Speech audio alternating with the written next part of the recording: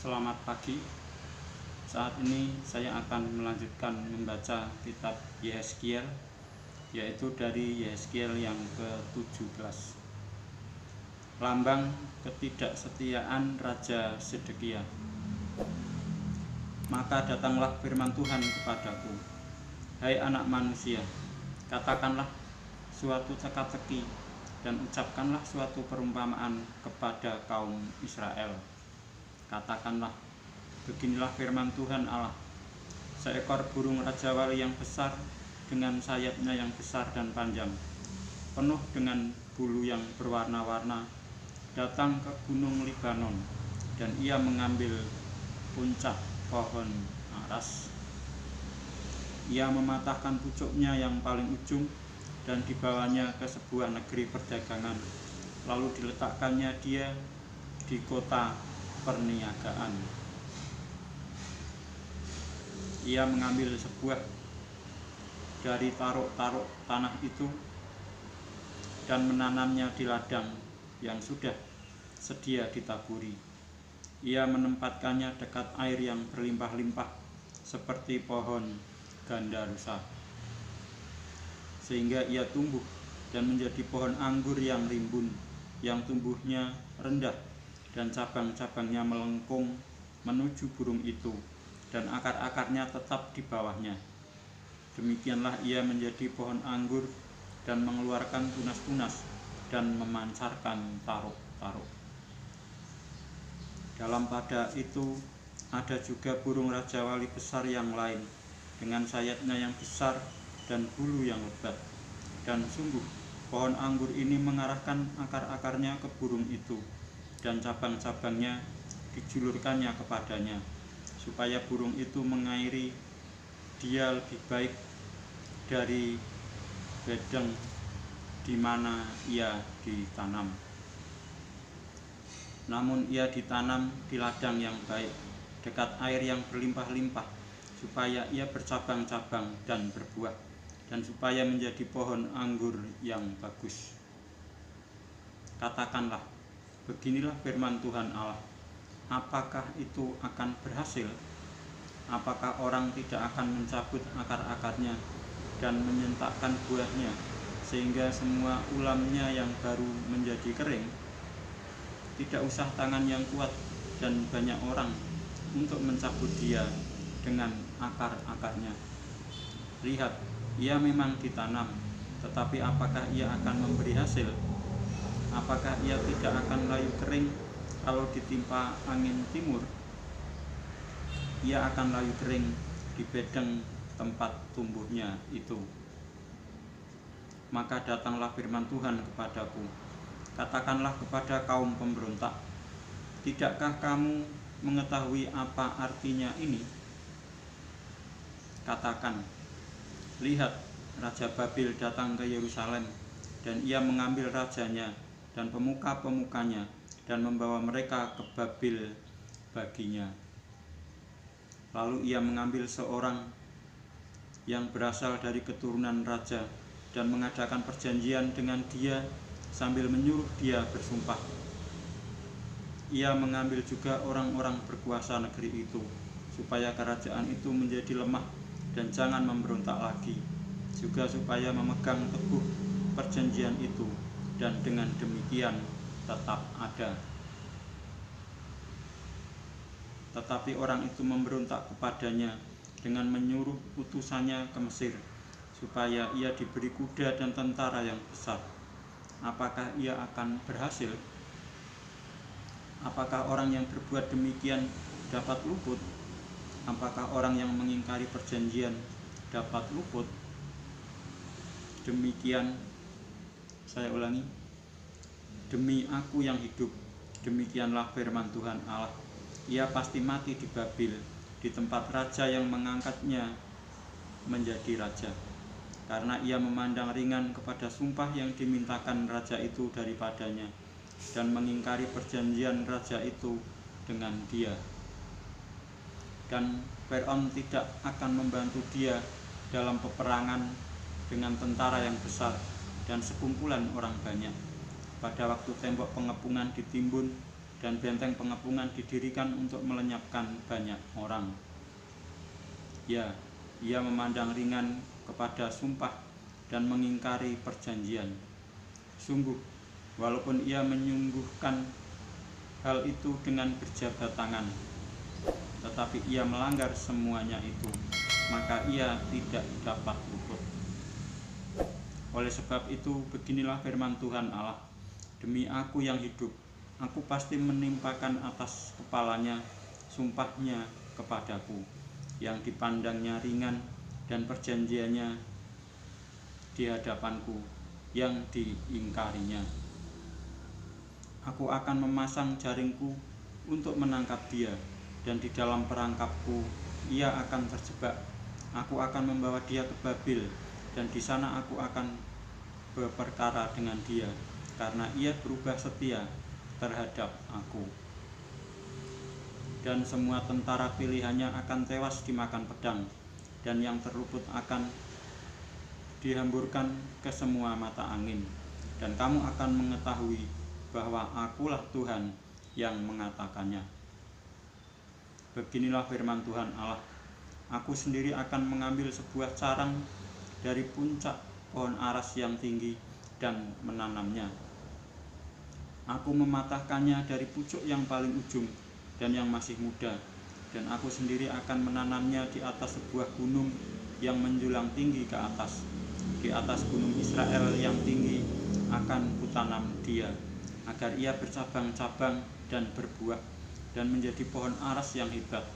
Segala macam burung dan yang berbulu bersayap tinggal di bawahnya.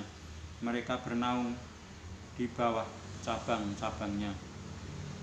Maka segala pohon di ladang akan mengetahui bahwa Aku, Tuhan, merendahkan pohon yang tinggi dan meninggikan pohon yang rendah, membuat pohon yang tumbuh menjadi layu kering, dan membuat pohon yang layu kering bertaruh kembali. Aku, Tuhan, yang mengatakannya dan akan membuatnya. Saya lanjutkan membaca Yehezkiel yang ke-18. Setiap manusia bertanggung jawab atas dirinya. Maka datanglah firman Tuhan kepadaku, ada apa dengan kamu, sehingga kamu mengucapkan kata sendirian ini di tanah Israel? Ayah-ayah makan buah mentah, dan gigi anak-anaknya menjadi ngilu. Demi Aku yang hidup, demikianlah firman Tuhan Allah, kamu tidak akan mengucapkan kata sindiran ini lagi di Israel. Sungguh, semua jiwa Aku punya, baik jiwa ayah maupun jiwa anak Aku punya, dan orang yang berbuat dosa, itu yang harus mati. Kalau seseorang adalah orang benar, dan ia melakukan keadilan dan kebenaran, dan ia tidak makan daging persembahan di atas gunung, atau tidak melihat kepada berhala-berhala kaum Israel, tidak mencemari istri sesamanya, dan tidak menghampiri perempuan waktu bercemar kain, tidak menindas orang lain, ia mengembalikan gadaian orang, tidak merampas apa-apa, memberi makan orang lapar, memberi pakaian kepada orang telanjang, tidak memungut bunga uang atau mengambil riba, menjauhkan diri dari kecurangan, melakukan hukum yang benar di antara manusia dengan manusia, hidup menurut ketetapanku, dan tetap mengikuti peraturanku dengan berlaku setia. Ialah orang benar, dan ia pasti hidup. Demikianlah firman Tuhan Allah. Tetapi kalau ia melahirkan seorang anak yang menjadi perampok, dan yang suka menumpahkan darah, atau melakukan salah satu dari hal-hal itu, walaupun ayah tidak melakukan satupun, juga makan daging persembahan di atas gunung, dan mencemari istri sesamanya, menindas orang sengsara dan miskin, merampas, tidak mengembalikan gadaian orang, melihat kepada berhala-berhala, dan melakukan kekejian, memungut bunga uang, dan mengambil riba, orang yang demikian tidak akan hidup. Segala kekejian ini dilakukannya, ia harus mati, darahnya tertimpa kepadanya sendiri. Saya ulangi, darahnya tertimpa kepadanya sendiri. Sesungguhnya kalau ia melahirkan seorang anak, dan anak ini melihat segala dosa yang dilakukan ayahnya, tetapi menginsafi hal itu sehingga tidak melakukan seperti itu, ia tidak makan daging persembahan di atas gunung, dan tidak melihat kepada berhala-berhala kaum Israel, tidak mencemari istri sesamanya, tidak menindas orang lain, tidak mau meminta gadai, tidak merampas apa-apa, memberi makan orang lapar, memberi pakaian kepada orang telanjang, menjauhkan diri dari kecurangan, tidak mengambil bunga uang atau riba, melakukan peraturanku, dan hidup menurut ketetapanku.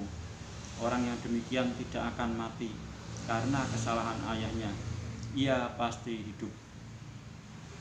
Ayahnya yang melakukan pemerasan, yang merampas sesuatu, dan yang melakukan hal-hal yang tidak baik di tengah-tengah bangsanya, sungguh ia akan mati karena kesalahannya.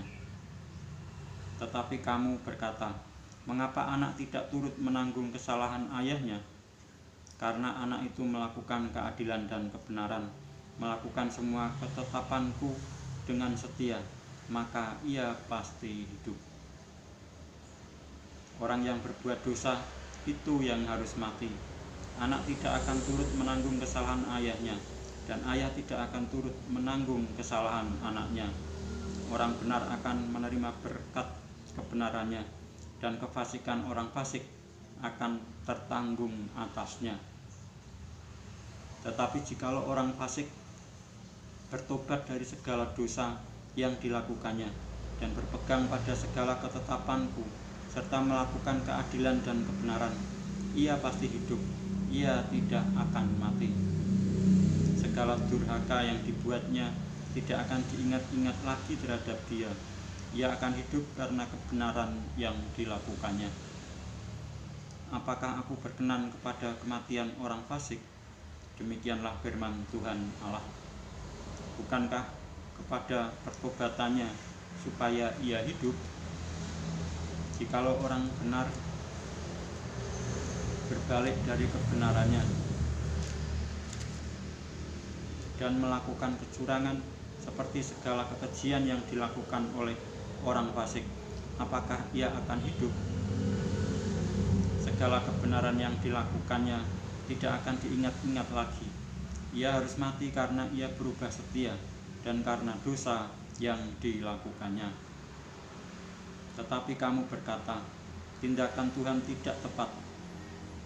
Dengarlah dulu, hai kaum Israel, apakah tindakanku yang tidak tepat, ataukah tindakanmu yang tidak tepat?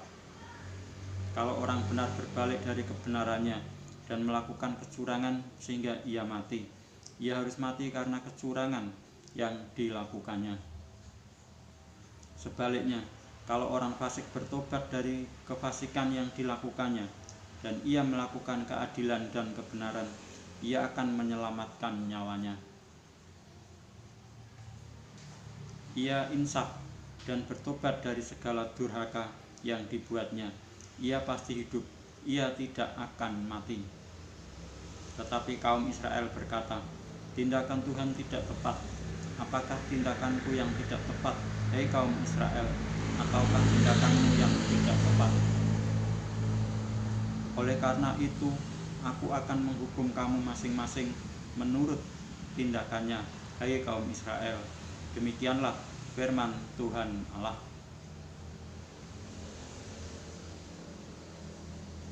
Bertobatlah dan berpalinglah dari segala durhakamu, supaya itu jangan bagimu menjadi batu sandungan yang menjatuhkan kamu ke dalam kesalahan. Buangkanlah daripadamu segala durhaka yang kamu buat terhadap aku, dan perbaharuilah hatimu dan rohmu. Mengapakah kamu akan mati, hai kaum Israel? Sebab aku tidak berkenan kepada kematian seseorang yang harus ditanggungnya. Demikianlah firman Tuhan Allah. Oleh sebab itu, bertobatlah supaya kamu hidup. Demikianlah saya telah membaca Yeskiel sampai dengan Yehezkiel yang ke-18. Dan saya akan melanjutkan membaca Yehezkiel berikutnya, yaitu dari Yehezkiel yang ke-19 tentang ratapan tentang Raja Israel pada kesempatan berikutnya. Sekian, terima kasih.